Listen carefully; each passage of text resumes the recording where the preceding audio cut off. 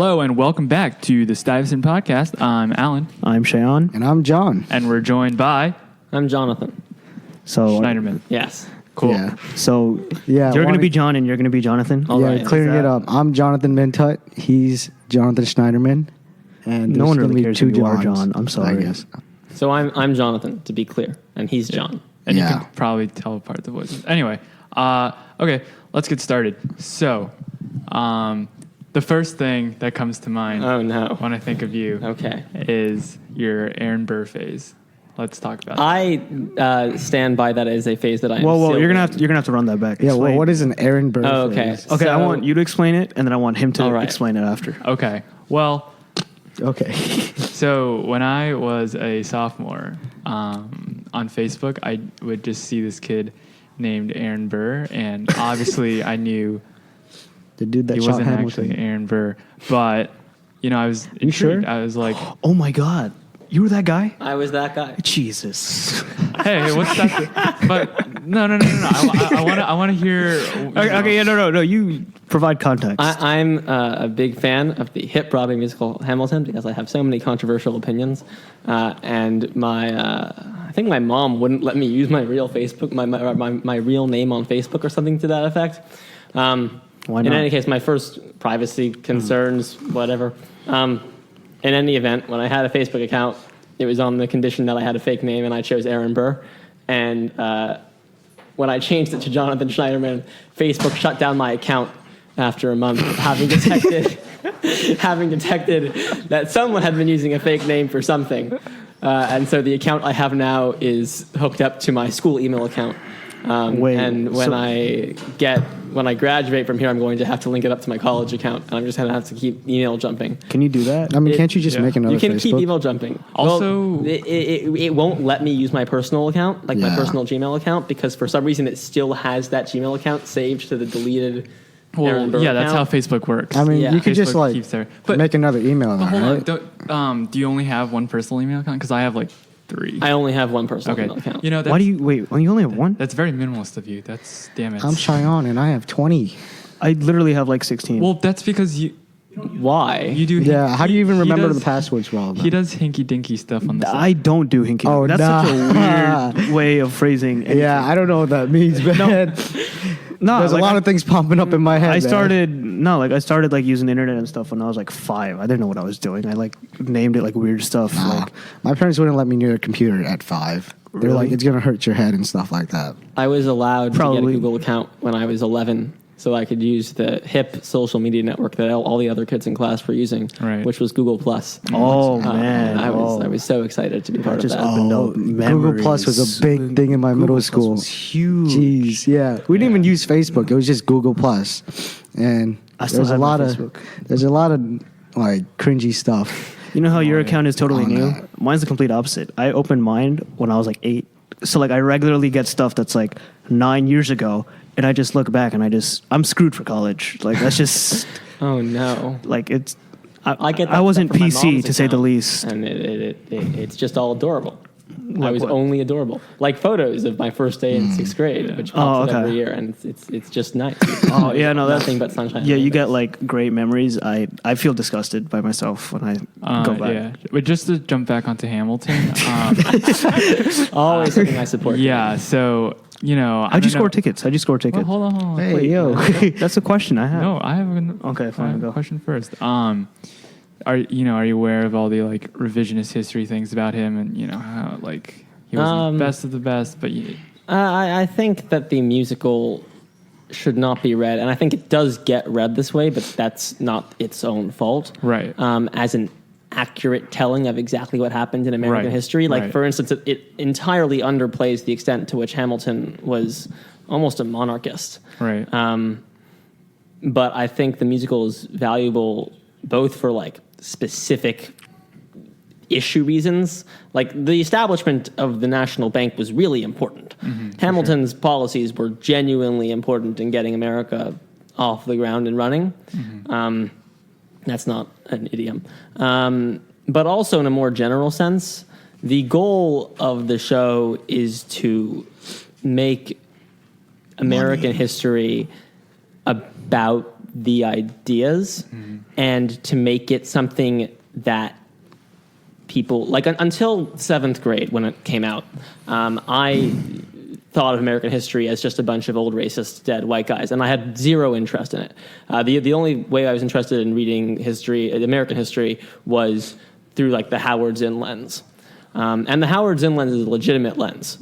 But I think... Did you read People's History of the United States? My 5th grade teacher used the children's version of a People's History. Didn't know that existed. It does, a young people's history of the United States. And like that's there and that's real. But I think that the ideas divorced from the reality they existed in are also important.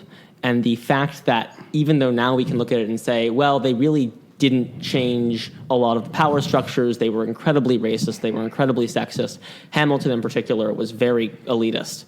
The ideas still felt revolutionary to the people at the time, and I think that Hamilton does a good job at underscoring at least how the white people felt at the time, which is not a unified perspective, and if your only perspective on Hamilton is on American history is Hamilton, that's a flawed understanding. Right. But I think it's a useful perspective, and I also think that the choice to use rap and hip hop and to cast actors of color, mostly Black and Latinx actors, as the leads makes a very important point that I don't feel entirely qualified to expound on, but it's to the people who created it, and by at least some accounts to many audiences of color. That's very meaningful to see themselves represented in the Thomas Jefferson. And yeah, Hamilton. so just to touch on that, so like I feel like you're kind of getting at this thing where we can say that we shouldn't necessarily judge people in the past by I would disagree with current that. moral stand. I think that especially when it comes to slavery, that reasoning is used to justify a lot of stuff that, one, they did understand how bad it was. Like, the idea that the founders didn't understand the horrors of slavery. Well, I think they thought it was going to go out of practice. Yeah, they thought it was going to go out of practice, but they also thought it was horrible. They knew it was horrible. Some of them did it didn't, right? anyway. Yeah, some of them still did. I mean, Thomas Jefferson that's said, "I tremble when I tremble for my country when I think that God is just." That might not be the exact quote, but the point is, they knew what they were doing, and I think that accusations of presentism are often wrong. Right. And also, the idea that slavery is wrong isn't just something that we thought up today. You know who did know that slavery was wrong? In addition to all of the white people and slave owners who knew it was wrong, the slaves knew it was wrong. Right. And to say that like they just didn't know that in the past is to discount the perspective of the people who were enslaved. Right. And so I disagree with that. coming back around the podcast. You're going to have your own soon, right? How does that work? That's the plan, is for the Spectator's Opinions Department to introduce a podcast. The other editor of the Opinions Department, Michael, and I have been recording some episodes preliminarily. Mm-hmm. Neither of us has any experience in this department. We've been sitting in this room with our phones, just like holding them next to ourselves and recording. Hopefully that will be out soon. Mm-hmm. Do you have any like dates in mind, or no? Okay. We have recorded stuff. We just need to get it edited. So what's the format going to look like? It's it's a foreboding. The format is just a discussion between him and myself. We are hoping, once it becomes established, to have something like what you guys have here, where we bring on guests. What topics do you cover? We've generally tried to have a segment on like international stuff, a segment on domestic political stuff, which have intersected a fair deal recently. Right. I mean, you've got the Ukraine thing going on. Right. You've also got the NBA bowing to China. Exactly. So those have been intersecting, and this is my favorite part. We have the part where we talk about school. and we share opinions about school. So, for instance, I think that AT Global, which was eliminated this year, it's now just AP Human Geography for freshmen. Really? Yeah. I think that was a mistake. Yeah, me too. I think that I there didn't, should... I didn't take the class, but I heard a lot. Having How's taken the AT class Global, the AP Human Geography is and now I'm repeating what I said in our sort of draft recording of the podcast, but AP Human Geography is this very niche elective class. Yeah. Mm-hmm. It's one, it's a pretty heavy workload, but it's also... Did you also have to do the packets? No, I did not have to do the packets. I was given the option of doing them, but I didn't. You lucky duck. Yeah, I know. I also had AT Global homework. Yeah. Whereas AT Global is a survey course that Right. covers the same chronological territory as Exactly. Global 1 and 2, and it's just more advanced at a higher level with more work and hopefully better discussions. And I loved the class. AP Human Geography is really niche. And even if you like history, there is no guarantee that you will like AP Human Geography. What exactly was human geography? Yeah, so, it's this weird course that covers a bunch of different topics that are, Because I remember when the global regions came around, I Yeah. remember a lot of HUD kids were like, "Oh no, I'm so screwed. I didn't Yeah, no. even cover the first half." Well, the regions are fine, but no, but I'm saying well, it started with still Stuyvesant. People are I gonna don't know. stress. I don't know if you follow the same career. I'm gonna run through mine and see Yeah, if of course. So I did map stuff. I was only there for a couple of months in the second term. Gotcha. So I did map stuff first, then I did agriculture and just studying different types of agriculture. Then urban geography, so types of cities, different economic zones, business development, things like that. Freshman year, mind is failing me. Maybe some things happen for a good reason. Yeah, no, I'll tell you this. The only thing I remember clearly is, sorry, Miss Dunkel, I fell asleep during this, but Oh no! yeah.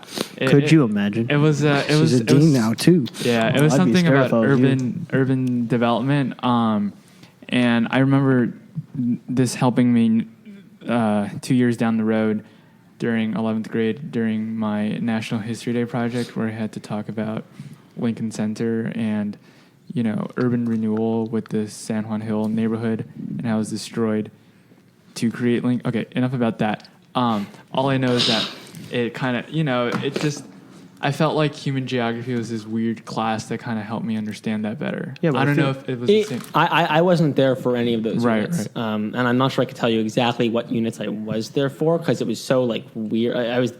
We were talking about the overlap of ethnicity and race and There were also linguistic categories exactly. and how that What? plays into censuses. Exactly. And how culture diffuses, and there's pop culture and folk culture, and they diffuse differently.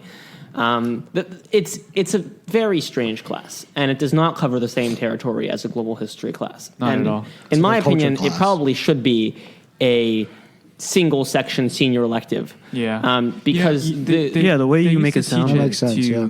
juniors and seniors. that but makes more sense. Yeah. Because when you have it as when you have it for freshmen, you'll have a lot of people who apply to it because it's the AP option. If you're a freshman who likes social studies, and I applied to AP Human Geography because it was the AP option that was available for freshmen. I social didn't studies. apply because it was the AP option There for you social go. studies. Ms. Dunkel read my essay that I used to apply and was like, "This kid would be better suited for history," and she was right. And so I was put in AT Global instead. But it's when you make it the only AP option, you're going to attract people to it who might not be the best fit for it. Exactly, And whereas when it's a senior elective, if it were a senior elective or a junior senior elective, people have other APs to choose from if what they Right. want is an AP social studies course, but they aren't interested in AP human geography. And I think by the time that you're junior senior year, your Kinda got interests yourself- play out. Yeah. Right, but when you're if you make it the only advanced social studies option Then available it to becomes freshmen, hard. Yeah. you're going to have a lot of social studies kids who might love social studies and might be passionate about it and really skilled at it, Right. who just end up in a class that is not the right class for them and struggle consistently throughout the year, and just don't have a good experience in the class. Well, I mean, you could just Yeah. add that to the list of ways Stuyvesant like educational system's kind of broken. Yeah, right? I'm in general a fan of Stuyvesant's educational system. Really? Yeah. I feel like a lot. Like I feel like the thing with Sty, right, is if you start stumbling early, you're just Yeah, that because can. you're still a junior, right? I'm still a junior. so you don't really see it. A lot of kids like who I know are like they stumbled freshman year because it's freshman year at Stuyvesant, Right. And then they're still sitting here with like a lower average, and it just makes them look bad when really it's kind of like not even representative of who they are as a person. You know what I mean? And Yeah. like there's got to be a if way you don't to hit fix the that. ground running, I think it can be. Yeah, It no. can be. It can ripple throughout. On the other hand, it also like there are people who say I didn't hit the ground running, but I got off my feet in sophomore. Like, no, that discounts the experience of people who don't hit the ground running, and it like. I feel like no, but like I'm saying, it's more likely that you come in and you just start struggling because like I mean think about where you were freshman year, right? Like I know I came in thinking like I'm a hot shot, like I was like one of the top in my class. I thought I had it, and then I just come in and everyone is the top of their class, and you just go, well, I mean I could just stop caring because like why even bother? You know what I mean? I mean, the way I see it is that the point of a place like Stuyvesant is if you really love school, that you will be among those people. And so, if what you want is just to be the top of your class, then, and I realize that there was a lot of factors that play into people's decisions to go to Stuyvesant. There can be parental pressure. No, you're good. You keep on going. Like there can be there can be a lot of things you can just not understand what it is. But like, and maybe there should be better systems in place to make sure that people are warned about that and that people do understand what Stuyvesant is. Yeah. But I think in general the idea of being in a class with everyone, like where everyone else was also a hotshot in middle school, like that's why I came here. Yeah. And it's a feature, not a bug, but it is a feature that, for whatever reason, seems to backfire in a fair number of cases. I mean, like when I entered Sty, I was more like I was one of the kids who struggled when he first entered. Like, I did think I was a bit of a hot shot, but not that much. But Only a little. only a bit. But I was a jock. He's different. Shut up. Anyways, He's wearing his football Leather regalia. jacket. He got his My varsity He got his jacket. varsity jacket and his jersey underneath. okay. Anyways, He's not even playing. I gotta go to the game after, right? Anyways, I thought that I could just chill out and like lay back because I'm in Sty. I know, like, I'm smart. I could probably get through it. But yeah, you're right. Like, going through, there's a lot of people who were just like you, and they really, I don't know, you're in a competition with a bunch of them, and when you end up, like, I guess, I forgot what I was going to say. I'll tell you what. I'm kind of terrified of going into that whole situation again when it comes to college. You know what I mean? I don't know if But, it's like- gonna be I don't know if that's necessarily. I don't know. It's like that's like John Hopkins, right? They'll I say don't stuff. know. They'll say Well, stuff I like mean, the they tell you 90% that, of the like- class is the top 10% of their class, and it's just like, whoa. I guess that's like well, Stuyvesant. No, they tell you squared. like I'm college, not- you got your own schedule and you have your own like your own routine. In Sty, you're like forced to the schedule and you That need is to true. do. That is implement. that's a valid point. Also, I feel like by college. No, but you still have prereqs. So, But I feel like by That's college, true. most people kind of like, stop being crazy. Like, Yeah, they get more laid back. and are generally nicer members of the world, so they don't try to be as like, In high school, people are changing. They think. they're They're better. better than Whereas you. after you graduate high school, you never change again. You're static throughout the rest of your life. That may be true. You can Yeah. you're done developing as a person. Well, That was a joke. I should get it on the record. it's so I don't depressing. think that. I felt that in my heart. Do people change? No. No, definitely not. Definitely not. Never. Personal development? What even is that? Not after Character 18. development? One thing I was gonna ask you about was your freshman presidency.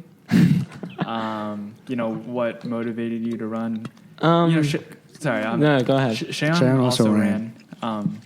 Yeah, we're both You didn't- members of the political elite now. Well, no, just never listen to Cheyenne. My main question, or just kind of curiosity, is because I know Katerina quite well too. I was just interested in why she continued to be in the sphere of student government, and you decided not to. The simple answer to that is that she is better at it than I am. I was and still am quite interested in politics. I like the idea of student government. I found that when I was actually in student government, and anyone who was in student government at the same time that I was will testify to that, I was not especially good at it. What do you think made you not good at it? Because now, the other day, I saw some kid starting to petition to campaign. Right. So now's a good time to tell people if you're not like this, don't bother. To get bangs? No, you have to petition. What? You have to petition to get signatures so you can run. So I don't know what you heard. I heard get bangs. I think the mind hears what it wants to. You have to have bangs to run for student. I rocked bangs in middle school. Yeah, some things are better left unsaid, John. You didn't need to leave that in the public. You could have died happy. Anyway, let's Someone's gonna find a picture. I'm not entirely sure, even still, which might be a failure of self-reflection on my part. It might be that I wasn't enthusiastic enough about the actual work of it. It might be that I found the SU sort of system frustrating. What about it? Caucus members, my experience as a caucus member was that I felt kind of powerless. That could enlarge... I don't want to say it was the SU because I don't want to just blame everything but myself. Right.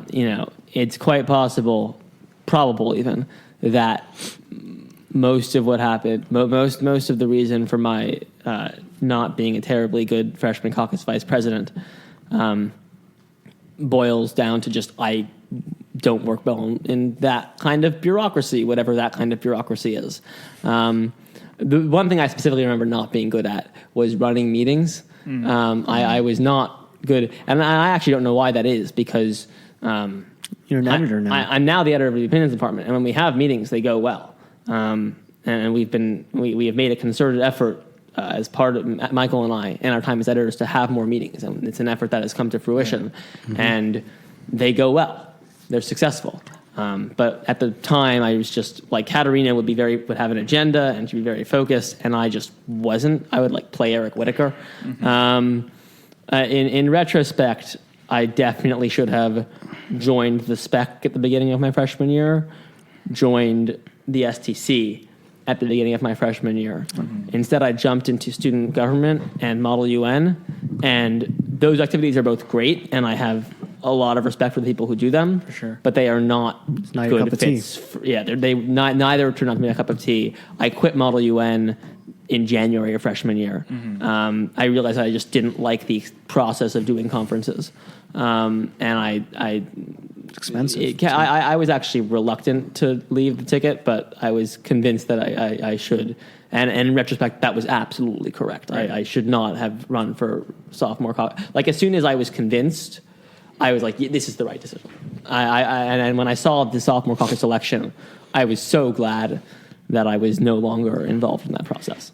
This episode of the Stuyvesant podcast is sponsored by Crimson Education. Are you a Stuyvesant student or parent who aspires to stand out in high school and study at top universities? Do you want access to the best mentors, strategists, and admissions experts to help forge your path to your dream university? With Crimson Education, you get strategic admissions support, essay guidance and editing, and leadership mentoring to help you discover your passions, to develop lifelong skills, and build a strong high school profile. Crimson students are 3 times as more likely to get into their dream schools than those applying alone. Crimson gives you the best resources and technology-driven tools to guide your dream university acceptance. Visit crimsoneducation.org or watch one of their videos at youtube.com/crimsoneducation. Enjoy the rest of the episode. I have a question, but I don't mean this to the audience. I don't mean this to be a critique of the student union, because obviously Well, We can't criticize the student union. Well, no, you know what happens if you criticize the student union. for Our starters, corporate gonna be shut overlords. down. for starters, I'm in the student union, so I feel like I don't know. I've been part of the junior and He senior. even has an FBI shirt on. He's an op fucking traitor. Well, He does have an FBI New York shirt on. it was thrifted, thrift culture. Yeah. It was So you bought it from thrifted, a real, Give me, from a real give me, op. give me 15 minutes to 15 seconds about thrifting. Now, I'm torn about thrifting because I know that a lot of underprivileged people do need the cheaper clothes, right? Yeah. But also, it breeds this idea of like cutting out fast fashion. So I also think that I haven't researched the issue at all. Right. But Those are- wouldn't you buying thrift clothing contribute to the thrifting industry as a whole and build up that industry and make more cheap clothes accessible? Yeah. Like it's not. Is it a zero-sum game? The thrifting I don't industry. know. I have to think more about this. This is just my nighttime. I feel thought. like okay. I feel like it'd be exploitative if you literally went into lower income neighborhoods to find thrift stores that were cheaper and went just, like, out of took your their way to go clothes. and find the cheapest clothing that you can. People do that though. People. No, they don't. Let's move on. I don't think anyone really does Well, that. You have to, okay, like, so I'll. people Okay. aren't that Anyway, original garbage. question was: do you think the whole system of, and I don't know why we're not asking like, I don't know why we didn't ask William Wang this, but do you think the idea of like having 4, I guess, quote unquote, separate caucuses for each grade, and then one overall student union, do you think that makes sense compared? Yeah, to I this- think that makes sense. Okay. Because there are grade-specific things. Fair I enough, think what people need to understand is that the freshman caucus and the sophomore caucus and the junior caucus, not the senior caucus. The senior caucus is different. But, like, they are not designed to implement wide-scoping policies. Yeah. And I don't think they should do that. Like, I am okay with leaving, lifting the cell phone ban on the first and second floors, which has happened to the centralized government Right. structure. But I think that a lot of caucus people don't want to feel like that's the case. Like they want to have more of an effect. Right. And I think that, I think this is a political trend that exists in lots of electoral systems, not just the student government. But during elections, people say, this is really important. Why is it important? Because we're not just event planners. Right. It's important because the freshman caucus will do all of these things, and then they try to do those things because, like, they do want to fulfill their promises, Right. and it doesn't work out. And like that said, like the caucuses can make real differences. For sure. They're just not the part of the SU that is specifically designated to do that. And I think that I guess this is my advice to people campaigning for freshman caucus. Don't underplay the fact that you're running for a role that largely consists of event planning. Not overplay. Play just right the fact that events are important. People like dances and they make meaningful experiences, and a well-planned event can make a lot of people really happy. You might not revolutionize people's lives, but you'll give them memorable moments in their high school year. I think it's in their more 4 years in high school.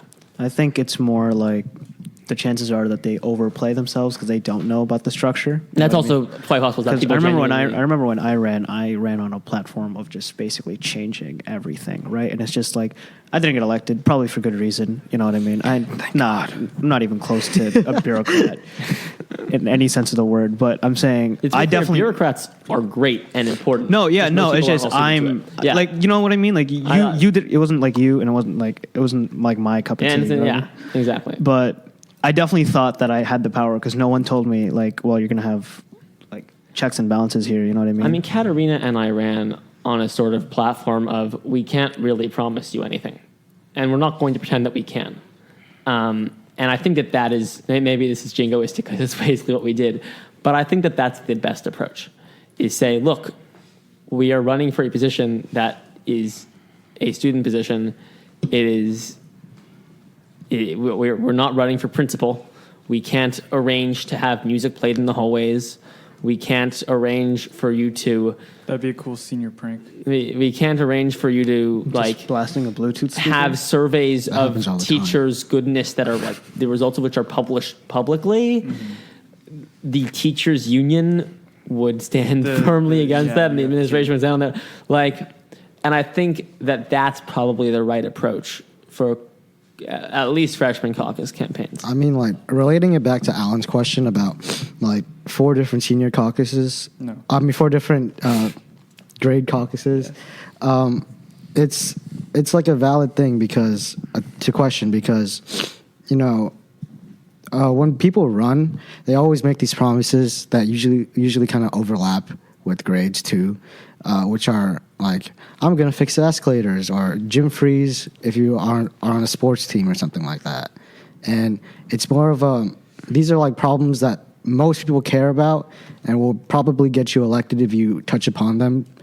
And it worked for me and Katarina to say, look, we're not going to lie to you. Yeah, it does. No, That I actually also really works. like that. The that message, campaign the idea. message came like I think that if you make it well, if you make it and you're not pessimistic about it, you're just saying, look, we're being honest here. Mm-hmm. I think, especially in our political climate, because I think that part of what contributed to Katarina and my success was that we were running immediately after the 2016 election, because the 2016 election was when we were in 8th grade, and then freshman, and then we were running after that.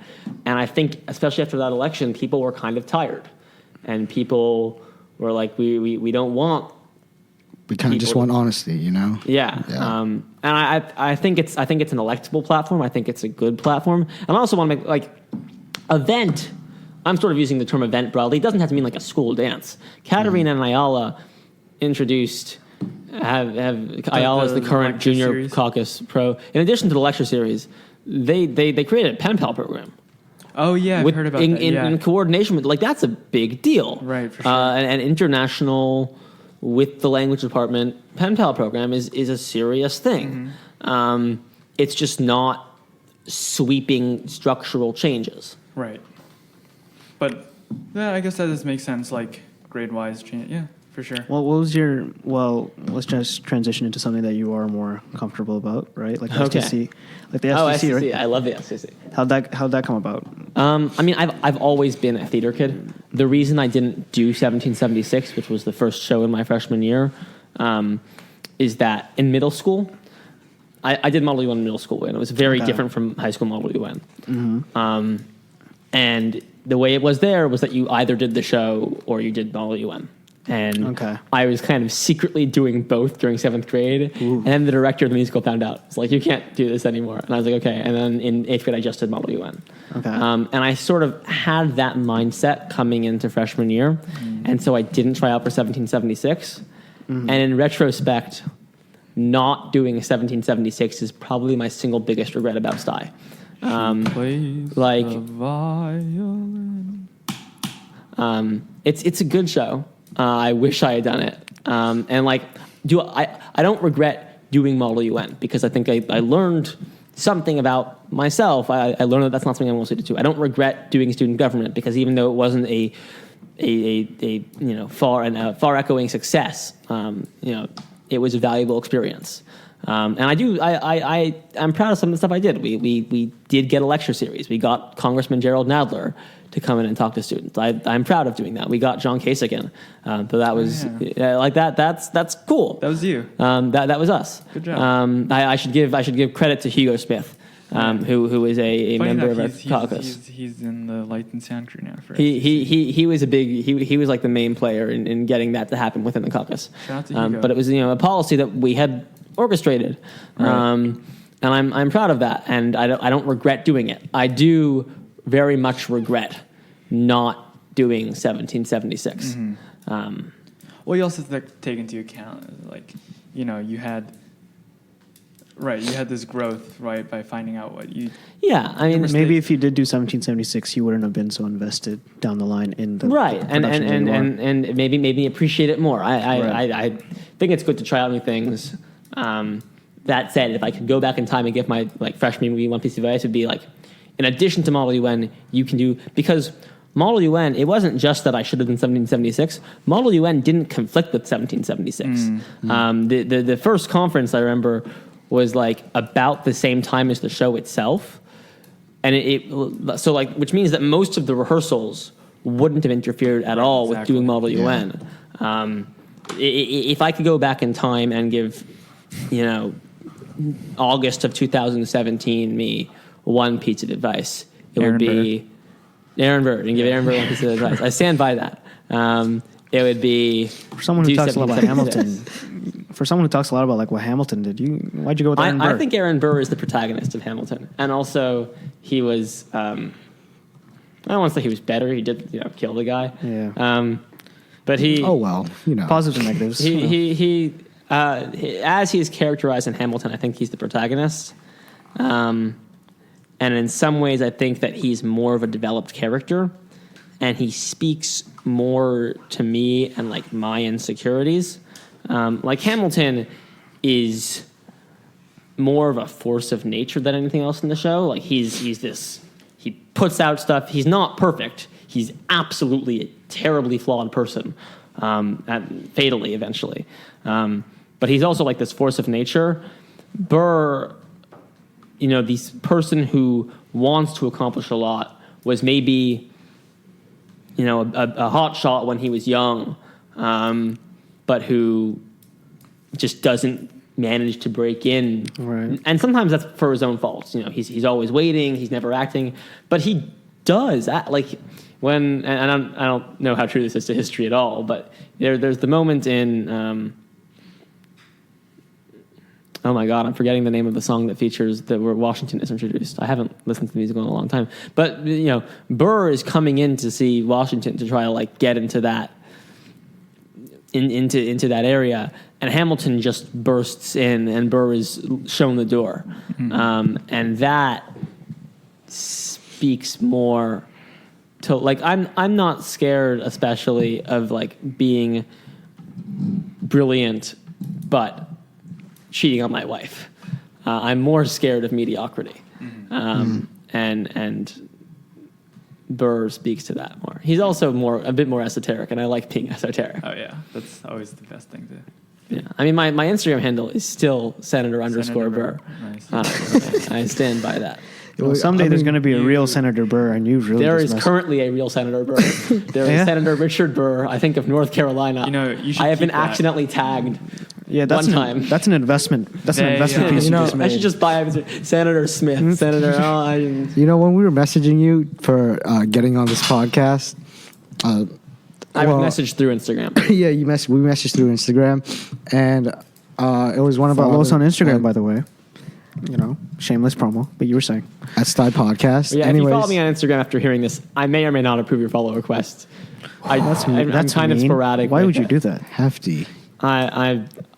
I don't pay super close attention to it. Anyways, we have someone else in the group who does the contacting of our guests, and I got the notifications too.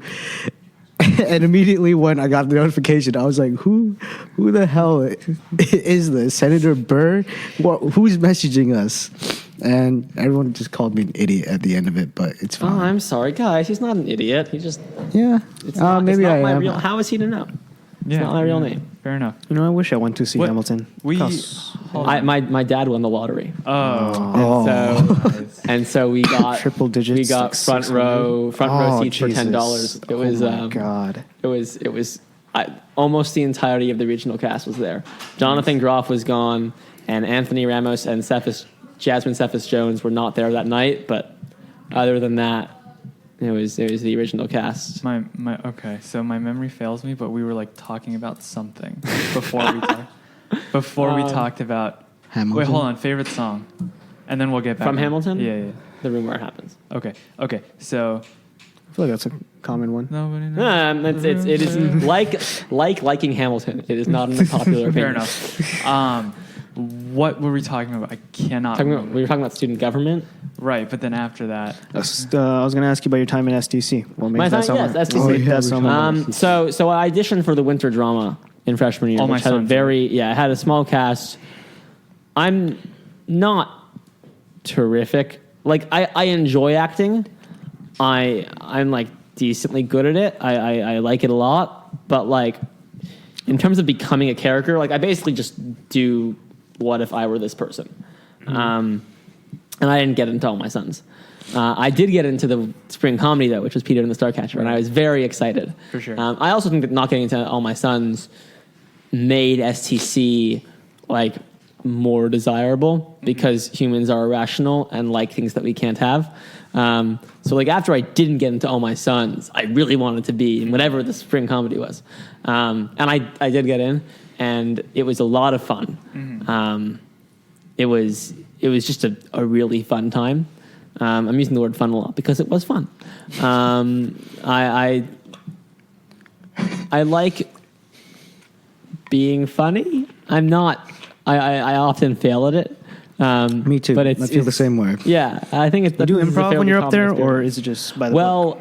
I wasn't supposed to do improv, but then on our last performance, I was supposed to bring a prop onto the stage during intermission, so it would be there, and I forgot to do that. Nice. And What I was the ended up prop? having, it was like a small carton of pineapples. Okay. And so I ended up having to like improvise a couple of minutes worth of dialogue with Victoria Wong, who was playing Peter. And it was a lot of fun, and it was successful. I don't know what this says about my poor directing skills, but I was doing lights and sound for that show, and I did not notice that. Most people didn't. From what I mean, could tell, most people didn't know that anything was amiss, which is crazy because I was totally going off script and talking about the best cannibalism. But Wait, okay. yeah, like See, this is why we got to film. We should. this is why we should film SCC shows. Yeah, like Do it they do was that? it was really crazy the things I was Why saying. don't they do that? But it was a lot of They fun. don't have enough of. And I did all 3 shows last year. I got the opportunity to direct the winter drama, Yes, you did. which was really amazing. And then I broke the lights for you. You didn't break the lights. Well, like my. The lights are broken, Alan. It's not anyone's fault. Thanks. It's Alan's fault. It's not anyone's fault. It's ladies and it's gentlemen, sad. it actually wasn't my fault. It was the little module in the retrofitted dimmers. And, Yeah. I Yes, don't everyone like knows even that if it was means. your fault, you could absolutely lie to me, and I would believe you 100% because I don't know words. Right.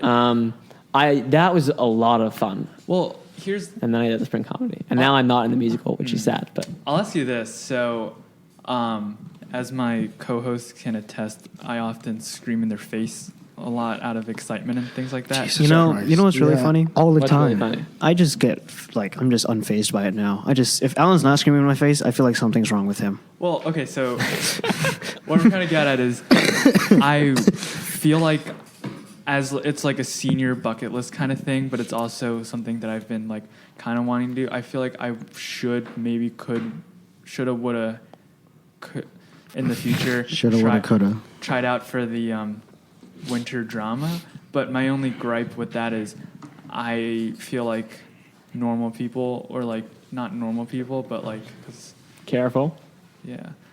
pick your words wise. Yeah, like Don't worry, no one listens. cool.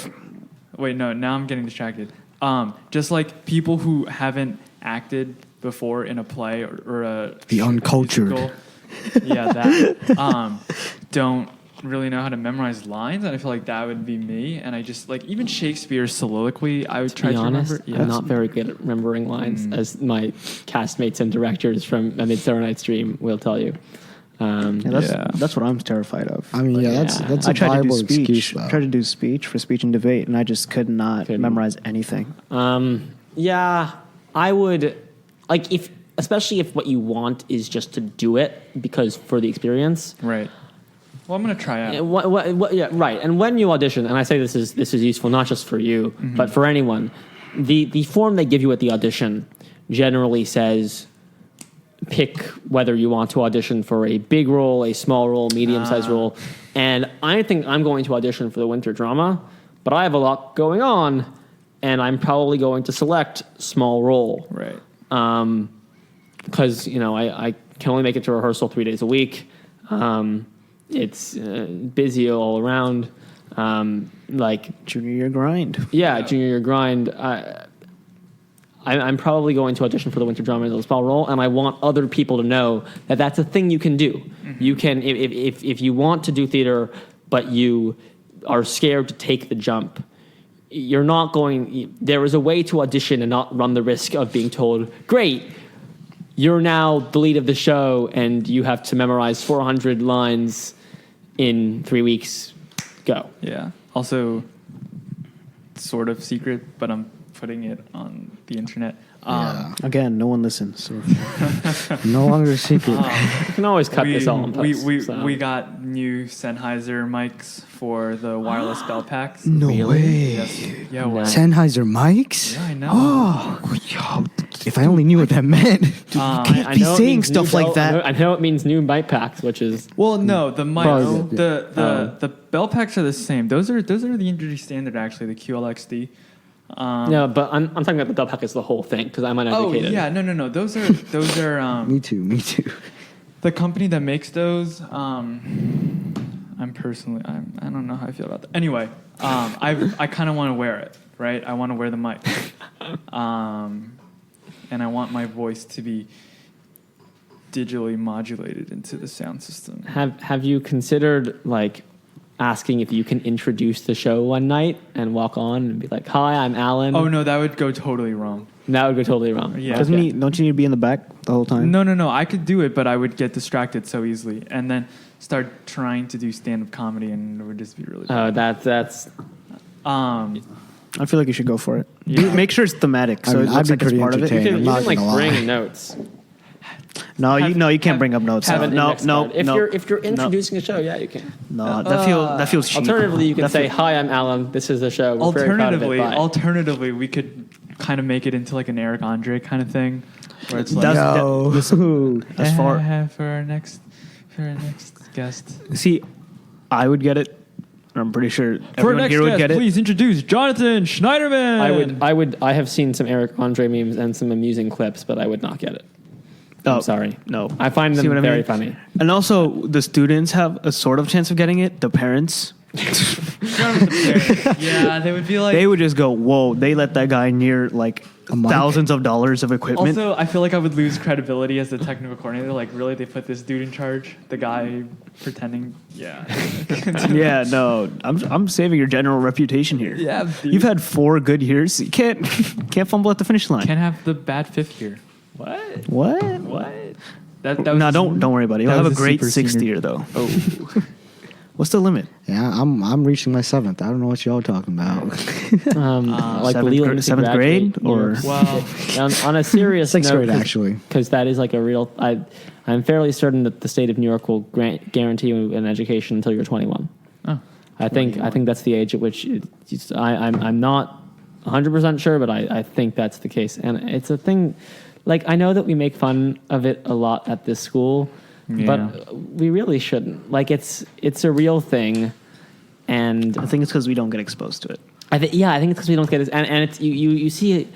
There are a lot of jokes at Sty about like super seniors and about not just super, like also like colleges, and it's not just making fun of community college, which is also terrible. People will like belittle Cornell, really, which is insane. Yeah, I can't do that. like I not to be super self-righteous, but don't do that. Yeah. Like, one thing, it's mean-spirited. For another thing, it's not accurate, and like, you don't sound cool. You just sound like a jerk when you do that. In the grand scheme of things, going to college really gives you a leg up, right? So, College is what you make of it. Yeah. Well, I'll say this. I know that we have some like special education programs within the school that are like, I guess, other schools that use our space. And from what I've observed, kids have been respectful of those students. I've definitely seen. I've never seen in-person bullying. Right. I have seen people like talking in like Stuyvesant Facebook groups, and possibly on like the Stuyvesant Confessions page, which is public, like Right. entirely public, Right. like trash talking special education, and that's like- also not that's- okay. And I that's think like a lot of it evil. is That's born different. out of insecurity. Yeah, that's like That's even more not okay. But like, a lot of that is born out of insecurity, and I think sometimes this school can breed that. I don't want to say this school is a hellhole of people who are just evil. These things exist everywhere, but I think people would do well to reflect about that and not.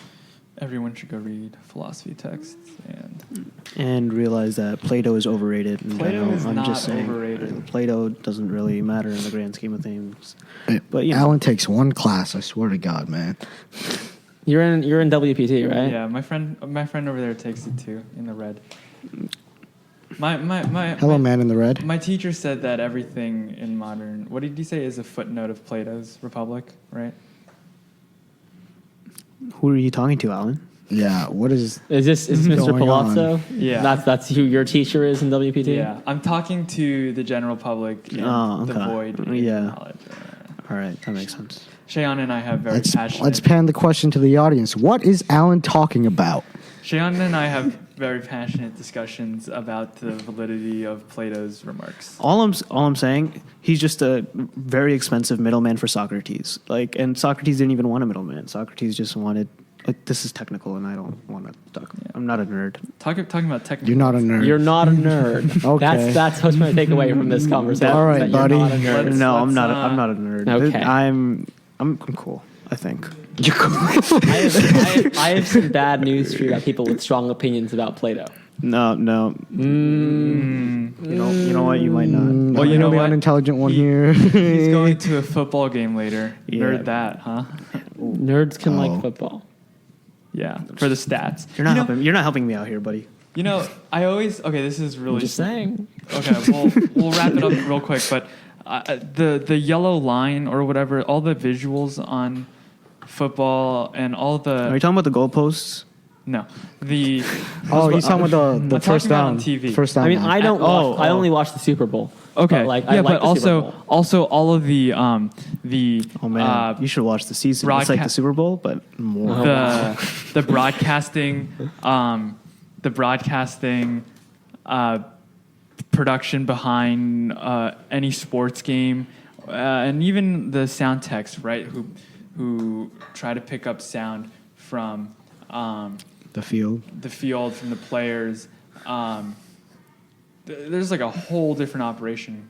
Called me a nerd. Oh yeah, it's huge. Yeah. You called me a nerd. I mean, like right? we wanted to mic up the homecoming called me a football nerd? game, Yeah. right? Well, The nerdiness of Alan does not diminish or negate the nerdiness of you. No. I'm just saying, nerdiness is relative. Anyways, yeah, we wanted to mic up the tendencies homecoming like that. football game, and well, homecoming's weeks away. it's so 2 weeks from now, yeah. right? So Fingers crossed. Fingers I'm- crossed. I have an idea of how to do it, but we just need the right equipment to do it. Thousands of dollars. You can And always yeah, pay the Palace. So The if- equipment isn't cheap. let's bring this to the Spectator actually, because you know how they're live streaming the games now. No way. Is that a thing? I don't think that's a. If that's a thing, I haven't heard about it.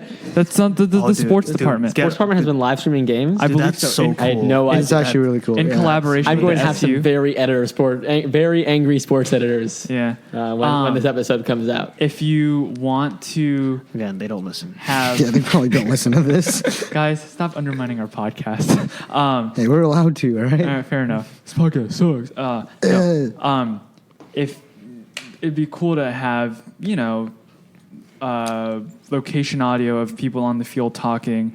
I want to get and mic'd up. Obviously, do a mic'd up episode. they're going to be with shotgun mics, and But they all also have to know. yeah, of course. Okay, but, wait. I mean, but they're not. We're not planning this. They're not on gonna. this. Oh yeah. It's a sting operation. Hey guys, why do sound techs hate the NRA? No, wait. Why do sound techs love the NRA? Why? Because they shotgun mic. Shotgun mics, yeah. Yeah. Jonathan, That feels like a good place to end. You just talked about That's- shotgun mic. Jonathan is actually So- talking into a shotgun mic right now. Hi, this is a shotgun mic. All I'm right. Jonathan All right, Schneiderman. well, coming right to your let's home. wrap things up. All right. I feel like once we get to can I editing, do getting one lost. final promotion? If you want to do one go final, for it. Yeah. So the Spectator is currently doing applications. As the editor of the opinions department, I would encourage you to apply to opinions. If you have opinions about anything, and by anything, I don't just mean politics. Yep. We actively seek out non-political opinions articles. Or Plato. Jonathan, Yes.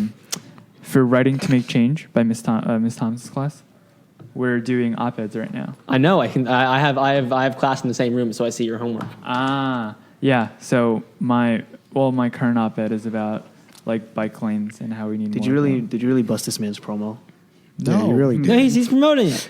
That said, if your interests lie more in the realm of news or features or arts and entertainment or sports or humor, or you like making art, or you like doing layout, or you like conducting business, and I'm definitely, or you like taking photos, or you like making like small grammatical copy edits. One of my lovely co-licensed Maddie Anderson. Maddie Anderson, Like just news editor. Just let the man finish his fantastic person. promo. You should apply to any or all of those departments. You can apply to more than one. And you should do it because it's great and awesome. And you can find it on the recruitments page at stuyspec.com. Alrighty. Nice. Alrighty. Once again, thank you all for listening. Check out the Sty podcast on our website, I Spotify, feel like people listening to have already checked out the side Apple. podcast. Yeah, they probably have. Just But one you quick gotta let them know. announcement. We're working on a episode about the climate march. We are putting that together.